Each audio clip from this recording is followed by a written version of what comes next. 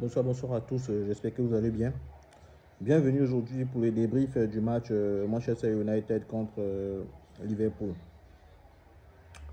Au moment où je vous fais ce débrief-là, Liverpool mène 3 buts à 0 contre Manchester United à Old Trafford.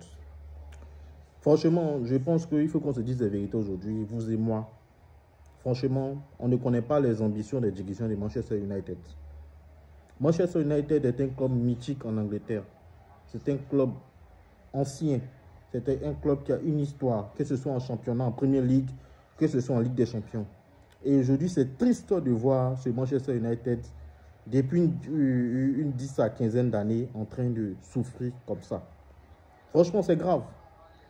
Eric Ten Hag qui est arrivé, au moment où Eric Ten Hag est arrivé, on nous a vendu du rêve, on nous a dit que non, il vient de l'Ajax, c'est un grand coach, il va changer les choses. Mais depuis quelques années, l'arrivée d'Eric Ten Hag, on voit que Manchester United n'a pas encore fini avec les humiliations. United se fait humilier chaque journée, chaque fois qu'ils affrontent Liverpool, qu'ils affrontent Manchester City, Arsenal, United se fait humilier. United se fait humilier. À quand la fin de cette disette? À quand la fin? En fait, c'est la question qu'on se pose. Parce que moi, je pense que les dirigeants, il faut respecter les supporters arrivé à un moment donné. Il faut respecter les supporters. Il faut respecter l'emblème qu'est Manchester United. Parce que là, on n'en peut plus. Eric Ten Hag, la saison dernière, on a vu ce qu'il a foutu. Il n'a rien foutu. C'est vrai qu'à la fin, il a eu le trophée de FA Coupe. Mais le trophée de FA Coupe pour une équipe comme Manchester United, c'est un échec. C'est un échec. Eric Ten Hag est venu. Le problème à Manchester United, ce n'est pas un problème d'argent. Parce que lorsque Eric Ten Hag est arrivé, tous les joueurs qu'il voulait, United, les propriétaires ont payé. Les propriétaires ont acheté les joueurs qu'ils voulaient. Casemiro est venu, ça a été un flop. Amrabat est venu, ça a été un flop. Qui encore les Garnacho et autres sont là. En fait, le souci, je ne sais pas, ce n'est pas la qualité des joueurs, mais peut-être les projets de jeu de l'entraîneur. Peut-être que les projets de jeu de Manchester, de Eric Ten Hag ne vont pas avec l'équipe de Man United. Parce que les joueurs, il en a.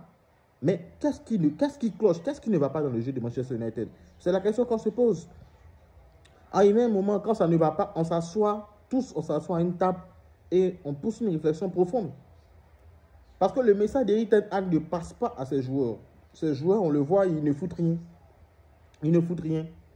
Et aussi, dans les choix aussi, on a vu Marcus Rashford. Marcus Rashford n'est que l'homme de lui-même. Marcus Rashford n'a plus le niveau, mais Eric Ten Hag s'entête à les rendre titulaires. Arrivé à un moment donné, quand on est en difficulté, il faut faire la promotion de la méritocratie. Voilà. Tu as Amad Diallo qui est là. À chaque fois qu'il rentre, il est pertinent. Le jeune Amad Diallo, tu n'as pas compté sur lui au départ. Dans tes projets, tu ne comptais pas sur Amad Diallo. Tu l'as même envoyé en prêt. Le petit, il revient. Mais malgré tout, il est pertinent. Il se donne pour le club. Il aime la capitale. Il aime l'équipe, en fait. Il aime le club. Il aime Manchester United. Il se donne à fond. Il fait tout. Mais tu ne le mets pas titulaire. Aujourd'hui, un match important contre Liverpool, il ne met pas Amad Diallo. Il commence avec Garnacho. Nous tous, on sait que Garnacho, le boy, il est vraiment pertinent. Il est bon, oui. Mais le problème de Garnacho, c'est qu'il se prend pour ce qu'il n'est pas. Garnacho se voit en Cristiano Ronaldo alors qu'il n'est pas Cristiano Ronaldo. C'est ça le vrai point. Garnacho se voit en Cristiano Ronaldo, mais il n'est pas Cristiano Ronaldo. Si Garnacho se mettait à faire du Garnacho, je vous assure que ce boy-là allait faire des espoirs. Mais il se prend pour Cristiano Ronaldo. Les stem frappes, les stem buts, il les rate. Tout ce qui est difficile, c'est ce qu'il met. Ce qui est facile, il rate. Des stem plats du pied, le petit, il n'arrive pas à faire les choses. Il a beaucoup de trous d'air dans les matchs. Le petit Amad Diallo, c'est vrai, quand il rentre dans les statistiques, il marque les buts. Tu sens déjà quand il rentre, il joue son football, il reste lui-même, il reste concentré. Mais et là, il n'y a pas de méritocratie à Manchester United. Parce que le boss, c'est Ten Hag, il fait ce qu'il veut. Et là, les dirigeants aussi, il n'y a pas de changement. Il vous fait dépenser, vous avez dépensé des milliards dans le mercato, vous avez acheté Zexi, le petit prodige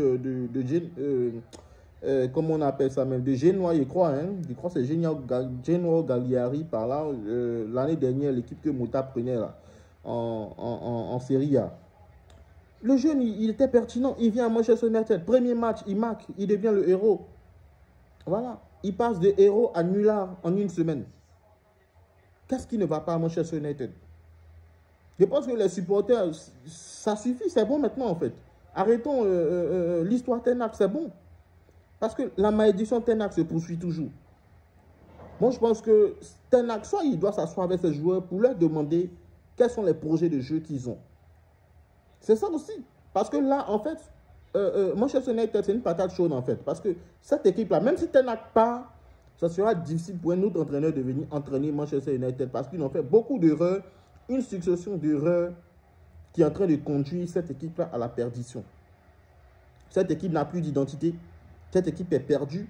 Voilà, depuis le départ d'Alex Ferguson, l'équipe est perdue. L'équipe n'est plus elle-même. L'équipe est l'homme d'elle-même, en fait. Voilà. Parce que vous prenez des joueurs. Ces joueurs ont de gros salaires. Quel club? Ça veut dire quand le nouveau coach va venir et qu'il va vouloir vendre, changer l'équipe, en fait, quel club va vouloir acheter ces joueurs-là, en fait? Parce qu'ils ont de gros salaires. Et cela ne se répercute pas dans leur performance sur le terrain. Le football, c'est devenu du business maintenant. Hein. On n'investit pas comme ça sur les joueurs. Voilà. Donc, ça fait que, en fait, je me suis dit peut-être que c'est ce qui a motivé, en fait, le fait que Ten Hag soit resté. Parce qu'ils n'ont pas le choix. Ils ont fait ce choix-là. Ils doivent l'assumer. Parce que si limoges Ten Hag, alors eux aussi, c'est l'échec. Et la direction, en fait, doit démissionner, en fait, à Manchester United. Ça me fait pitié, en fait. C'est vrai, on n'est pas supporter de ce club, mais ça fait mal de voir un club dans un tel état. Voilà, tu fais tes choix. Les joueurs que tu veux, on te dit que tu es le boss, on te donne la clé, on te donne tout. Mais là, sur le terrain, il n'y a pas les résultats. Je pense qu'aujourd'hui, le match, je me permets de faire ce début-là, parce que je suis sûr et certain que Man United ne va pas revenir dans ce match. Ça, c'est clair. Voilà, à l'heure que vous allez voir cette vidéo-là, le match est encore en cours. Donc, ce que je vous dis, vous allez vous vérifier vous-même. Ça ne va pas changer. Voilà. Amad Diallo est rentré, c'est vrai, oui, en tant que remplaçant, mais là, ils sont déjà menés 3-0. Vous voulez qu'il fasse quel espoir? Quel espoir, en fait? C'est ça. Vous voulez qu'il fasse quel espoir? Il n'y a plus d'espoir, en fait. Il n'y a plus d'espoir. Les joueurs sont déçus. Mohamed Salah ne fait que se balader. Je me demande bien si les joueurs de Manchester United s'entraînent, en fait. Parce qu'à la limite, c'est la question qu'on se pose. Est-ce qu'ils s'entraînent, en fait? Parce qu'ils prennent des buts trop facilement, comme des débutants, en fait. C'est décevant, en fait. Moi, je pense qu'il faut arrêter avec Ten Hag. Je pense que Ten Hag, la malédiction Ten Hag, ça suffit. On ne sait pas si Ten Hag il fait Zamou ou quoi, on ne sait pas. Voilà. Le Zamou, c'est le fétiche, en fait. S'il a passé tous les supporters de Man United et puis la direction, on ne sait pas, en fait. On ne sait pas. Il faut qu'on nous donne des réponses. Voilà. Moi, je n'ai rien à dire voilà, de ce match-là. On s'attendait tous, près de 90 à 95% du monde s'attendait à une victoire de Liverpool, en fait. Mais c'est le score, on ne savait pas. Parce que Manchester United n'est pas encore capable de rivaliser au haut niveau. Parce qu'ils ont beaucoup de joueurs qui n'ont pas le niveau, qui ne méritent pas d'être titulaires. Mais qui sont titulaires. Exemple, Marcus Rashford. On ne comprend pas. On ne comprend pas. Si c'est une équipe familiale, on ne sait pas en fait. Voilà. C'est ça. Il fait les choix, il envoie Mazraoui. Même chose. Voilà, il envoie Mazraoui, même chose. Il n'y a pas de changement en fait dans cette équipe. Et c'est décevant. Il pense qu'à un moment donné, il faut taper du poing sur la table. Si les dirigeants ne veulent pas réagir, les supporters même doivent réagir pour forcer les dirigeants à chasser Ten Hag. Parce qu'après de telles prestations, un début de saison catastrophique, je pense qu'il va falloir le chasser. Moi, c'est ce que je veux. Si Manchester veut changer, il va falloir le chasser et donner la chance à un autre entraîneur qui a des projets, qui va cette fois-ci présenter des projets de jeu. Voilà. Ce club-là doit être exigeant en fait. Voilà, c'est vraiment important. Ok, sur ce, c'était mon seul début du match. Voilà, n'oubliez pas de partager, de liker, de vous abonner, de republier aussi la vidéo et de donner vos suggestions en commentaire. Qu'est-ce que vous pensez de Manchester United et aussi des choix de Ten Hag? Sur ce, je vous aime. À tout à l'heure pour une autre vidéo.